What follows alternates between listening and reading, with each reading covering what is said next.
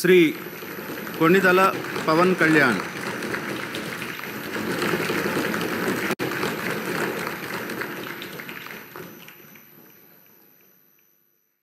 కొణిదల పవన్ కళ్యాణ్ అనే నేను శాసనసభ సభ్యుడిగా ఎన్నికైనందున శాసనం ద్వారా నిర్మితమైన భారత రాజ్యాంగం పట్ల నిజమైన విశ్వాసం, విధేయత చూపుతానని, భారతదేశ సార్వభౌమాధికారాన్ని, సమగ్రతను కాపాడుతానని, నేను స్వీకరించబోయే కర్తవ్యాన్ని శ్రద్ధాశక్తులతో నిర్వహిస్తానని దైవ సాక్షిగా ప్రమాణం చేస్తాను.